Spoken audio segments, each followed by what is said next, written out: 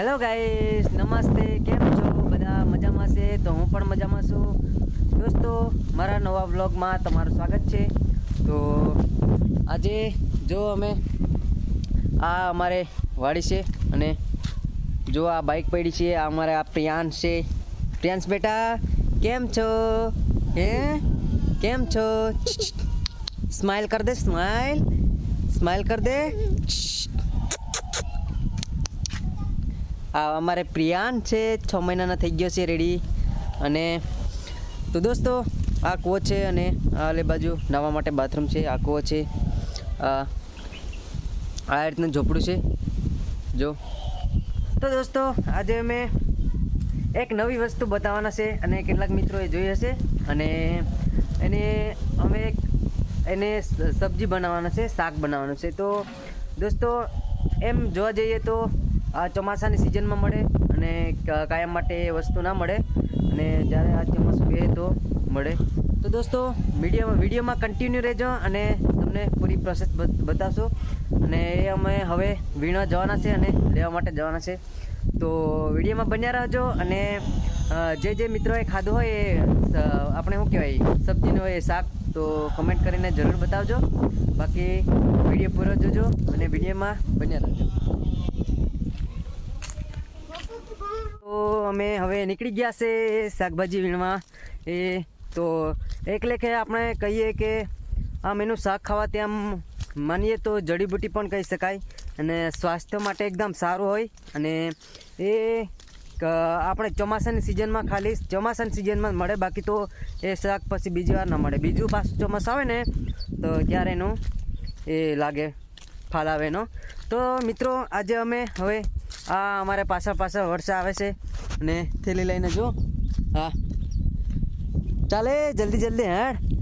તો આજે અમે હવે વિડીયોમાં કન્ટિન્યુ રહેજો અને થોડાક આ બાજુ એના વેલા છે તો અમે વીણી લઈએ. તો મિત્રો આ એનો વેલો છે અને એ આપણે શું કહે એ શાકનો. તો હું તમને બતાવું કે કઈ જગ્યા પર લાગેલું છે. જુઓ આવી રીતનું એ હોય. આ લાગ્યું જો. હા તો આને આપણે એટલે કે આપણે શું કહેવાય જડીબુટી પણ કહી શકીએ. આપણા સ્વાસ્થ્ય માટે, શરીર માટે એકદમ સારું હોય. અને તો આવી રીતના કંઈ લાગેલા છે. તો આ આટલા મોટા તો અમે વીણી લઈએ. જો આટલા મોટા છે તો આને કહેવાય દોસ્તો. આ બીજું લાગેલું છે જો. આવી રીતનું લાગેલું છે. તો આનું નામ છે આપણે ગુજરાતી ભાષામાં કંટોલા કહીએ આપણે. તો આ અમે આજે કંટોલાનું શાક બનાવવાના છે. તો અહીંયાથી અમે વીણશું એક કંટોલા એમ કરીને. આવી રીતના અમે કંટોલા વીણીને ભેગા કરવાના છે. અને કેટલાક ઘણા મિત્રોએ ખાધું ના આનું શાક, તો જરૂર ખાજો. અને કંટોલાનો ભાવ 200 રૂપિયા સુધી એ આપણે ચાલે છે. આપણે શું કહેવાય આધા કિલોનો એટલો બધો ભાવ. વિચાર કરો દોસ્તો, આ શાક કાયમ ના મળે. આનું શાક આપણે ચોમાસાની સિઝનમાં થોડા દિવસ સુધી મળે, લગભગ અંદાજે મહિના કે વધારેમાં વધુ 2 મહિના. બાકી પછી આ વેલા ખરા ને આ રીતના આ કંટ્રોલ લાગેલો છે તો આના પછી પૂરા થઈ જાય. બરાબર, આની સિઝન પૂરી થઈ જાય. તો આ જંગલ એરિયામાં હોય ને, જંગલ એરિયામાં અહીંયા જોવા મળે અને મોટે ભાગે જંગલી એરિયામાં જ જોવા મળે આ વસ્તુ. તો જુઓ આ રીતના અમે એક વીણીને ભેગા કરવાના છે. અને વર્ષાને તો જોતા નથી આવડતું, તો આ દેખો નાક સાફ કર્યા રાખે અને ઊભી છે. અહીંયા વીણે તો મળે ને. જો એક મારી નજરમાં એક બીજું પડ્યું જો. હા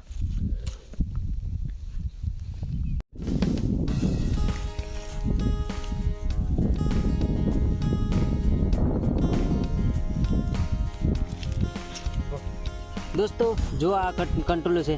હા આટલું મોટું લાગ્યું જો. તો આવી રીતના શોધવા પડે. આને વાડી નથી, અહીં કોક એના છોડ ઉગેલા છે ને, તો એ બધા ઘણા બધા વેલા છે, બીજા પ્રકારના કેટલા બધા. તો આમાં મળે ના મળે સમજણ પડે ને તો પછી એ વેલા જોઈને પછી આપણને આપણે શોધવા પડે. આપણને જો આ વાડી નથી, ઘણી જગ્યા પર આની વાડી જોવા મળે. બાકી વાડી નથી, ખાલી ઉગેલા છે. અમે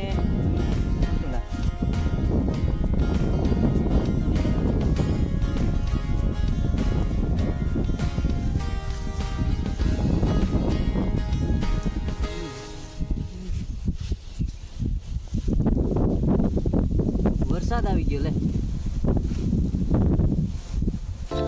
સો ગાઈસ, તો અમે કંટોલા થોડા ઘણા વીણ્યા છે અને હજી વીણવાના બાકી છે. તો વીણતા પછી વરસાદ ચાલુ થઈ ગયો. તો આ લીમડાનું ઝાડ છે જો. તો હું લીમડા નીચે ઊભો છું. જો આ લીમડો છે. તો હું લીમડા નીચે ઊભો છું અને વરસાદ ચાલુ થઈ ગયો છે. તો વિડીયોમાં બન્યા રહેજો અને કંટોલાનું શાક બનાવીએ એ પૂરી પ્રોસેસ તમને બતાવીશ.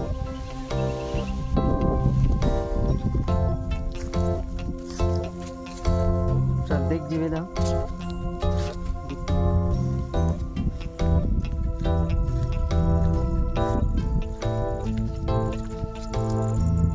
यहाँ पास फूल वेला है.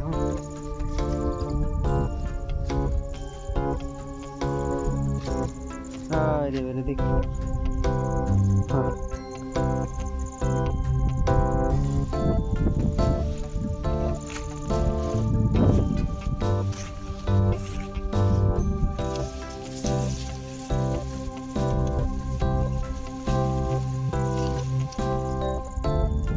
जड़िया नहीं जोड़ता ऐसे थोड़ा हाँ बड़ी जो हम दूधवा पड़े तो मड़े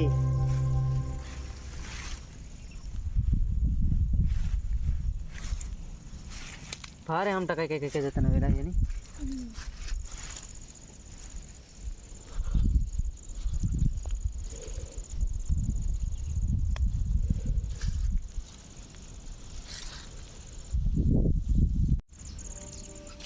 मच्छरा भारे काटे नहीं.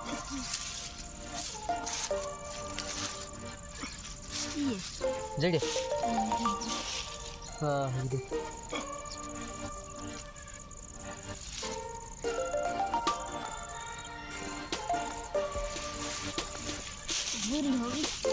काटा से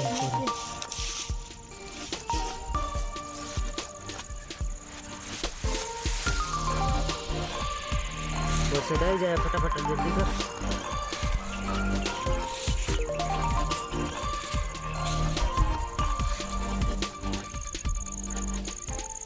મેં કંટોલા વીણી લીધા છે અને હવે જઈએ છે ઘરે વાડીએ.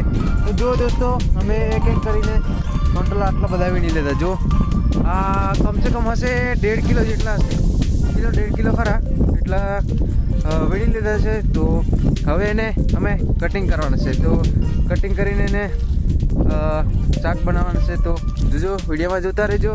અને આ વરસાદ જો પાછળ આવે.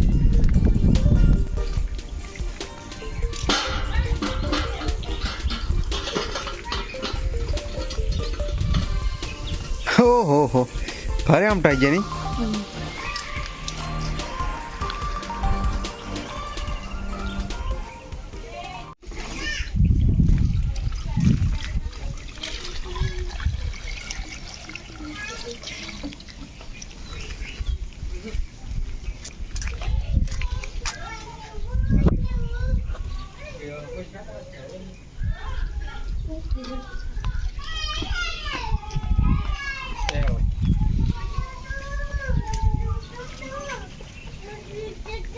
बुढ़वा तो जाने से होगी.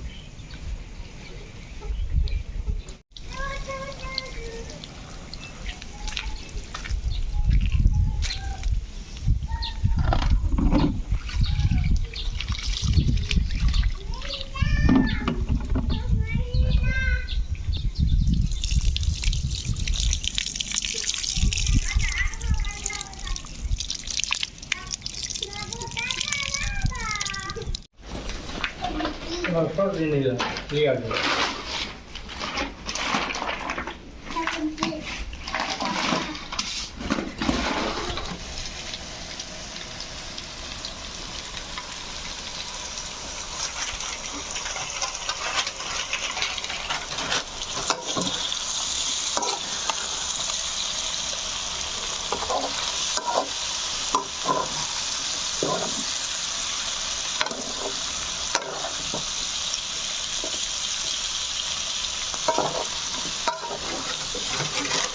હળદી નાખવાની એટલી બાકી છે. એક વ્યક્તિ હળદ ના ખાય એટલે પછી હળદ નથી નાખી. પછી એના માટે થોડા ઘણા એક સાઈડ મૂકી દઈશું, પછી ઉપરથી થોડી ઘણી હળદ નાખી દઈશું એટલે એકદમ મસ્ત દેખાય છે. હવે કેવો વ્હાઈટ વ્હાઈટ દેખાય મસાલો. આમાં દોસ્તો હવે હું પૂરી પ્રોસેસ નથી બતાવી, પણ આમાં સૌથી પહેલાં તો તેલ નાખી દેવાનું. આપણે સેમ પ્રોસેસ આપણે કારેલા વઘારીએ ને એ રીતને સેમ પ્રોસેસ કરવાની, બસ બીજું કાંઈ કરવાનું નથી આમાં. આ કારેલા કડવા લાગે થોડા થોડા, આ કડવા ના લાગે, બિલકુલ ટેસ્ટ કડવો ના હોય આનો.